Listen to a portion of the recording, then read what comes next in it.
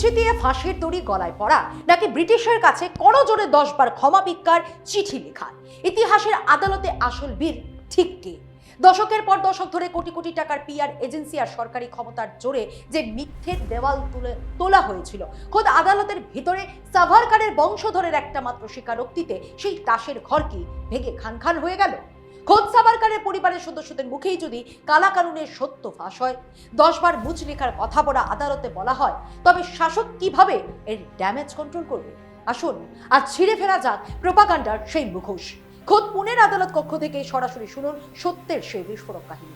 পুরো ভিডিওর সঙ্গে থাকুন, আজকের পর্ব কিন্তু কাঁপিয়ে দেওয়ার মতো। নমস্কার, আমি স্নেহা মুখার্জি আর দৈনিক সংবাদ অনলাইনে আপনারা দেখছেন খবরের পেছনের খবর।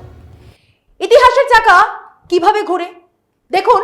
রাহুল গান্ধীকে আদর্শের লড়াইয়ে কোণঠাসা করতে যে মানহানির মামলা ঢুকেছিল সাভারকারের পরিবার, পুনের বিশেষ আদালতের কাঠগড়ায় দাঁড়িয়ে সেই মামলার জেরার মুখেই ফাঁস হয়ে গেল এক অকাট্য সত্য। খোদ সাভারকারের বংশধরের জবানবন্দি রাষ্ট্রীয় শাসক এবং তাদের গুরুকুল আরএসএস এর এত বছরের প্রচারের ভিতটাকেই নাড়িয়ে দিয়েছে, আর কংগ্রেসের হাতে তুলে দিয়েছে এক নতুন রাজনৈতিক ব্রহ্মাস্ত্র। সাম্প্রতিক ঘটনা, পুনের স্পেশাল এমপি এমএলএ আদালতের বিচারক অমল শিল্ডের এজলাস রাহুল গান্ধীর আইনজীবী মিলিন্দ পাওয়ারের তীক্ষ্ণ জেরার মুখে পড়ে বিনায়ক দামোদর সাভারকারের গ্র্যান্ড নেফিউ সাভারকারের মেজো ভাই গণেশ দামোদর সাভারকারের প্রপৌত্র সাত্যকী সাভারকার ভরা আদালতে দাঁড়িয়ে মেনে নিলেন এক চরম সত্যি। তিনি স্বীকার করলেন 1911 থেকে 1921 সালের মধ্যে আন্দামানের সেলুলার জেলে বন্দী থাকাকালীন সাভারকার ব্রিটিশ সরকারের কাছে একটি বা দুটি নয়, মোট 10 বার ক্লেমেন্সি পিটিশন বা ক্ষমা ভিক্ষার আবেদন পাঠিয়েছিলেন। এখানেই শেষ নয়, সত্যের তীব্রতা আরো বাড়িয়ে সাত্যকী আদালতে স্পষ্ট ভাষায় বললেন, এটা সত্যি যে সাভারকার সাজা ঘোষণা হওয়ার মাত্র 1 মাসের মাথায় প্রথম ক্ষমা ভিক্ষার আবেদনটি করেছিলেন, যে তথ্যের উপর ভিত্তি করে রাহুল গান্ধী বারবার সাভারকারকে আক্রমণ করতেন। আজ খোদ সাভারকারের রক্তই আদালতের নথিতে সেই তথ্যের শিলমোহর বসিয়ে দিল। রাহুল গান্ধীর আইনজীবী মিলিন্দ পাওয়ারের জেরার মুখে পড়ে সাত্যকী সাভারকারকে আরো একটি কঠিন বাস্তব মেনে নিতে হয়েছে, যা সাভারকারের বীর বয়ানকে সরাসরি প্রশ্নের মুখে দান করিয়ে দেয়। আদালতের নথিতে রেকর্ড করা হয়েছে সাত্যকীর এই মর্মের বয়ান, যে যুগে সাভারকার পরপর চিঠি লিখেছিলেন, সেই একই যুগে ভারতের অন্য মহান বিপ্লবীরা কি করছিলেন। ভগৎ সিং, রাজগুরু, বটুকেশ্বর দত্ত কিংবা আশফাক উল্লাহ খাঁয়ের মতো মহানায়কেরা ব্রিটিশের কাছে এরকম কোনো ক্ষমা ভিক্ষা বা সাজা কমানোর আবেদন করেনি। তারা মাথা নোয়াননি, আপোষ করেননি, হাসতে হাসতে দেশের জন্য সবকিছু সহ্য করেছেন। অবশ্য নিজের পূর্বপুরুষের সম্মান বাঁচাতে সাত্যকী আদালতে একটা আইনি সাফাই দেওয়াও চেষ্টা করেছেন। তিনি দাবি করেছেন, ব্রিটিশ আমলে সাজা কমানোর আবেদন করাটা ছিল একটা স্বীকৃত আইনি প্রক্রিয়া এবং কয়েকদিনের জন্য সাধারণ নিয়ম। এটা কোনো ব্যতিক্রমী বা অবৈধ কাজ ছিল না। সাত্যকী দাবি করেন এই চিঠিগুলো ভাষা কোনো নথি স্বীকার বা হিউমিলিটি ছিল না, ওটা ছিল অফিসিয়াল প্রশাসনিক ভাষা মাত্র। এমনকি সাভারকারের নামের আগে বীর উপাধি নিয়ে সাত্যকী দাবি করেন, আন্দামানে যাওয়ার আগে গদর আন্দোলনের একটি প্রকাশনায় সাভারকারকে বীর বলে উল্লেখ করা হয়েছিল। সাভারকারের সমর্থকদের দাবি, এই আবেদনগুলো আসলে জেল থেকে বেরিয়ে বাইরে এসে স্বাধীনতা আন্দোলন চালিয়ে যাওয়ার একটা কৌশল মাত্র। আজকের ভারতের রাজনীতিতে এই খেলাটাই বোধ হয় সবচেয়ে বড় সত্য। দীর্ঘদিন ধরে একটা অভিযোগ বারবার উঠে, হিন্দু মহাসভা থেকে জনসংঘ, বিজেপি থেকে আরএসএস, কারো ঝুলিতে এমন কোনো রাজনৈতিক পুরুষ নেই যিনি দেশের স্বাধীনতার লড়াইয়ে বুক চিতিয়ে লড়েছেন। আর ঠিক এই কারণেই কখনো কংগ্রেসের ঘর থেকে সর্দার বল্লভভাই প্যাটেলকে ছিনিয়ে নেওয়ার চেষ্টা হয়, আবার কখনো বিনায়ক দামোদর সাভারকারের মতো চরিত্রকে জোর করে মহানায়ক বানানোর মরিয়া চেষ্টা চলে। রাষ্ট্র ব্যবস্থার জোরে মজবুত প্রোপাগান্ডা সিস্টেম দিয়ে নতুন ইতিহাস লিখে দেওয়া হয়। তবে সাভারকারের বংশধর মেনে নিয়েছেন, যখন সাভারকার ব্রিটিশদের সামনে মাথা নোয়াচ্ছিলেন, তখন দেশের বহু স্বাধীনতা সংগ্রামী বুক চিতিয়ে ফাঁসির দড়ি গলায় পড়ছিলেন। এই মামলায় গভীরে আমরা যাব, কিন্তু তার আগে একটু বুঝে নেওয়া দরকার বিজেপি কেন সাভারকারকে নিয়ে এতখানি মরিয়া। ফিরে যান 2003 সালের 26শে ফেব্রুয়ারি। কেন্দ্রে তখন অটল বিহারী বাজপেয়ীর সরকার। সংসদের সেন্ট্রাল হলে মহাসমারোহে সাভারকারের পোর্ট্রেট বসানো হলো। কেন? কারণ নিজেদের একটা ঐতিহাসিক গুরুত্ব তো দেখাতে হবে, তা সে যেভাবেই হোক। এরপর 2019 সালের মহারাষ্ট্র বিধানসভা নির্বাচন। বিজেপি নির্বাচনী সংকল্পপত্রে ফলাও করে প্রতিশ্রুতি দেওয়া হলো, দামোদর সাভারকারকে ভারতরত্ন দেওয়া হবে। কিন্তু ভোট মিটে গেল, সরকারও তৈরি হলো, কিন্তু ভারতরত্ন আর দেওয়া হলো না। কেন দেওয়া হলো না, সেই উত্তর অবশ্য আজ পর্যন্ত মেলেনি। 2020 সালের 10ই ডিসেম্বর দেশে তখন কোভিডের প্রথম ঢেউ চলছে, লকডাউন শিথিল হলেও তখনও কিন্তু কিছু বিধিনিষেধ চলছে। সেই সময় নতুন সংসদ ভবনের ভিত্তিপ্রস্তর ভূমি পুজো করলেন প্রধানমন্ত্রী মোদী। এরপর সালের 28 মে নতুন পার্লামেন্ট ভবনের উদ্বোধন করলেন প্রধানমন্ত্রী, যেখানে রাষ্ট্রপতিকে আমন্ত্রণ জানানো হয়নি বলে বিস্তর বিতর্ক হয়েছিল। বলার কথা হলো 2023 সালের 28 মে ছিল সাভারকারের 140তম জন্মবার্ষিকী। উদ্বোধনের পর নরেন্দ্র মোদী, লোকসভার স্পিকার এবং কেন্দ্রীয় মন্ত্রীরা লাইন দিয়ে সাভারকারের ছবিতে পুষ্পাঞ্জলিও দেন। সাভারকারকে বাকি স্বাধীনতা সংগ্রামীদের সমান, এমনকি ক্ষেত্র বিশেষে তাদের চেয়েও বড় করে দেখানোর এই মরিয়া চেষ্টা তা গত 2 দশক ধরে অত্যন্ত পরিকল্পিতভাবে চালানো হয়েছে। 2023-এর 28 মে নতুন সংসদ ভবন উদ্বোধনের পর ওই দিনই রেডিওতে 101তম মন কি বাত অনুষ্ঠানে প্রধানমন্ত্রী মোদী সাভারকারকে গ্রেট ফ্রিডম ফাইটার বলে ঘোষণা করলেন। প্রধানমন্ত্রী বললেন, সাভারকারের ত্যাগ আর সাহসের গল্প আজও অনুপ্রেরণা দেয়। আন্দামানের সেলুলার জেলের সেই কুঠুরির কথা তিনি ভুলতে পারেন না, যেখানে সাভারকার কালাপানির সাজা কেটেছিলেন। এবার চক্রবা 2023 সালের 18 জুলাই পোর্ট ব্লেয়ারে বীর সাভারকার ইন্টারন্যাশনাল এয়ারপোর্টের নতুন টার্মিনাল বিল্ডিং এর উদ্বোধন করলেন প্রধানমন্ত্রী। বিমানবন্দরের এই নামটা অবশ্য পুরনো, 2002 সালে বাজপেয়ী সরকারের আমলে এই নামকরণ হয়েছিল, কিন্তু 2023 সালে এসে বিষয়টিকে এমন নতুন মোড়কে পেশ করা হলো যেন এক মস্ত বড় নতুন জাতীয় প্রজেক্ট।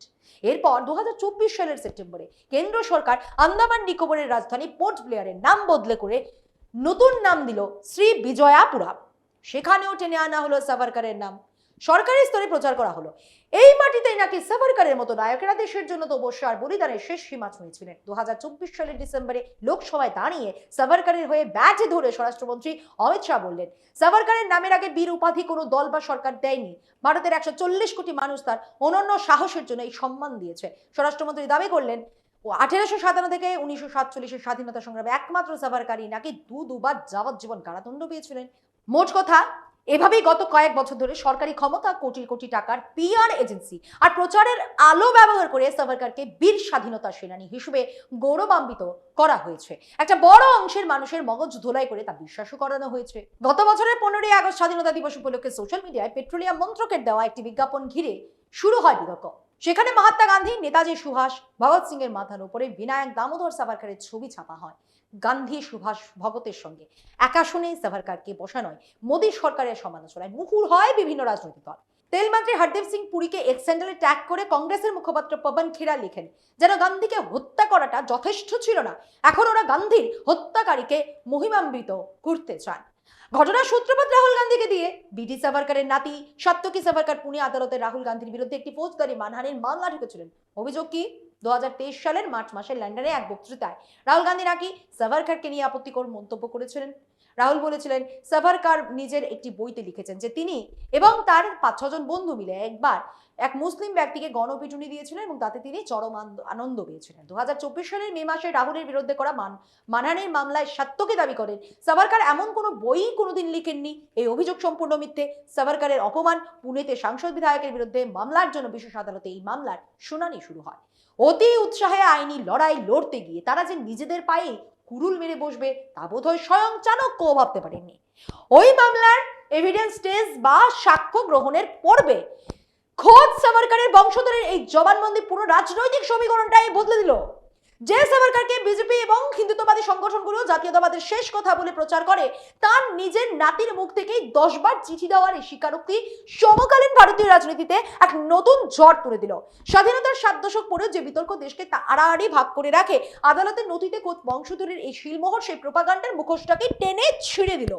তারিখটা ডায়েরিতে নোট করে রাখুন, 15 জুন 2026।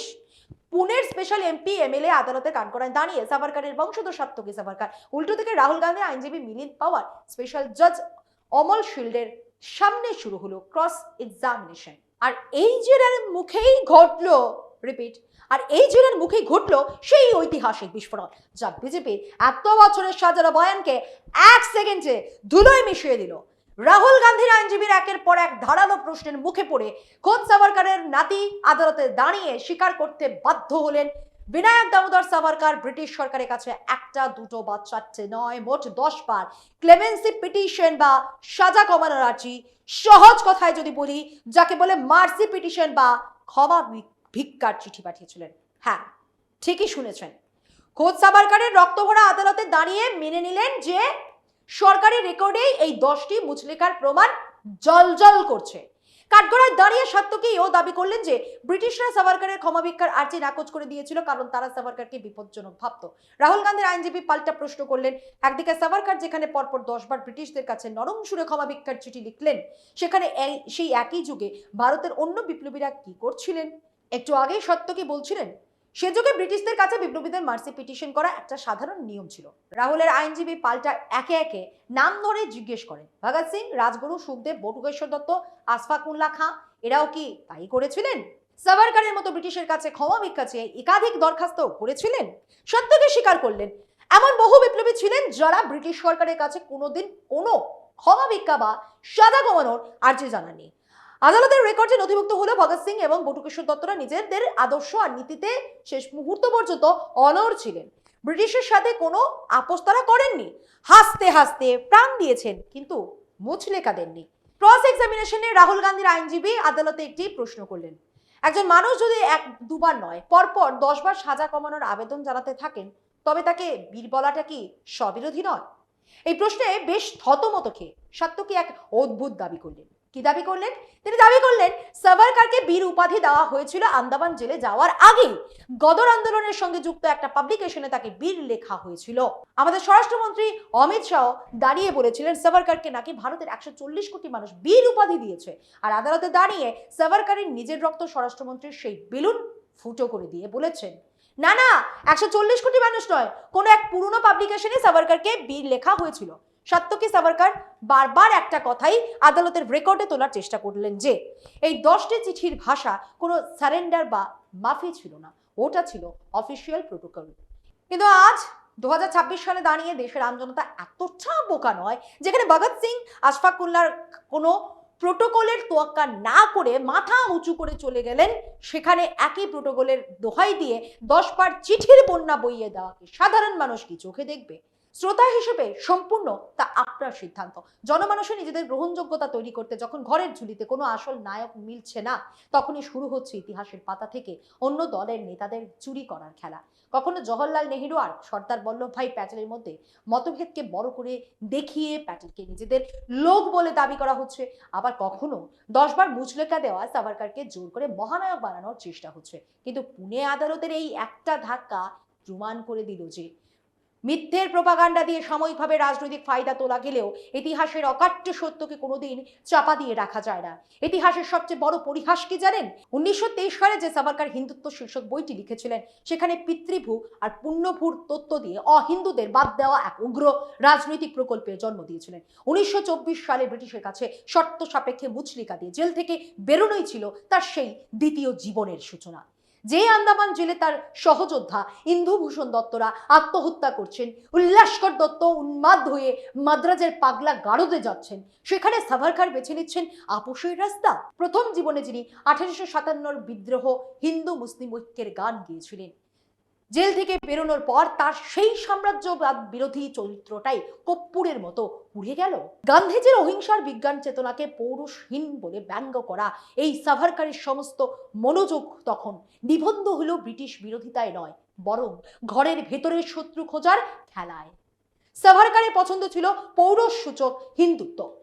নিরামিষাশী পরিবারে জন্মেও তিনি মাংস খেতেন, কেননা মাংস না খেলে পৌরসত্তার বিকাশ ব্যাহত হয় বলে তিনি মনে করতেন।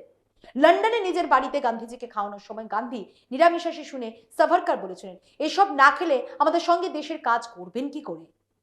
আজকের দিল্লির শাসকেরা সাভারকারের এই দ্বিতীয় পর্বটিকে মাথা তুলে নাচেন, কিন্তু ইতিহাস সাক্ষী ফাঁপা প্রোপাগান্ডা দিয়ে সাময়িক বীরত্ব সাজানো যায়, দেশের মানুষের হৃদয়ে মহানায়ক হয়ে যায় না। তাই সবশেষে বলবো, সত্যকে জানুন, মুখোশকে চিনুন। আজ এই পর্যন্তই। এমন আরো বিষয় জানতে অবশ্যই চোখ রাখুন দৈনিক সংবাদ অনলাইনের পর্দায়। লাইক, কমেন্ট আর শেয়ার করুন। দেখতে থাকুন দৈনিক সংবাদ, শুধু নামই যথেষ্ট।